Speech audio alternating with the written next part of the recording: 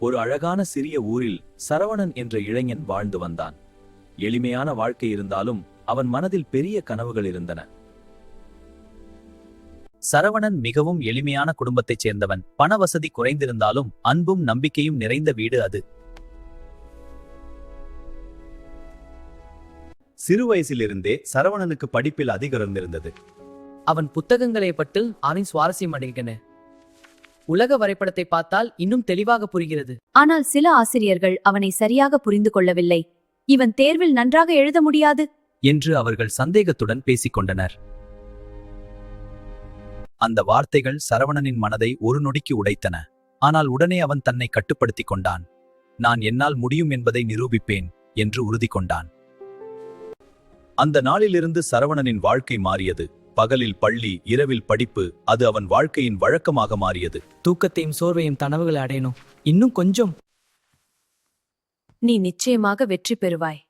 ஆமம்மா, நன்றி. உன் முயற்சியில் பெருமைப்படுகிறோம்.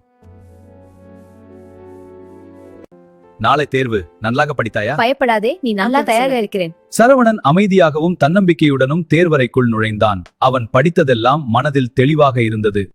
தேர்வறையில் அவன் அமைதியாக அமர்ந்து நம்பிக்கையுடன் எழுதத் தொடங்கினான்.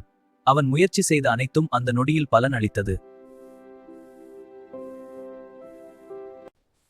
தேர்வுகள் முடிந்த பின் சரவணனின் மனதில் ஒரு நிம்மதி இருந்தது. ஆனாலும் முடிவுகள் வெளியாகும் நாளை அவன் அமைதியாக காத்திருந்தான். சில வாரங்களுக்கு பிறகு முடிவுகள் வெளியானது. அந்த ஊர் முழுவதும் ஆச்சரியத்தில் மூழ்கியது. அவனை நம்பாத ஆசிரியர்களே இப்போது பெருமையுடன் அவனை பாராட்டத் தொடங்கினர். நாம் தவறாக நினைத்தோம் சரவணன், நீ ஒரு மாற்றத்தை ஏற்படுத்தினாய். இது உங்கள் அனைவருக்கும் நன்றி.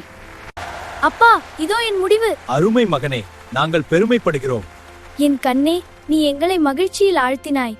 இது உங்கள் அன்பால்தான். சரவணனின் வெற்றி அங்கே நின்றுவிடவில்லை. இந்த வாய்ப்பிற்கு நான் மிகவும் நன்றியுள்ளவனாக இருக்கிறேன். என் கனவுகள் நனவாகிவிட்டன. இந்த கதை நமக்கு சொல்லுவது ஒன்றுதான். மற்றவர்கள் நம்மை நம்பாவிட்டாலும் நம்மை நாமே நம்ப வேண்டும். கடின உழைப்பும் தன்னம்பிக்கையும் இருந்தால் எந்த தடையையும் கடந்து வெற்றி பெற முடியும்.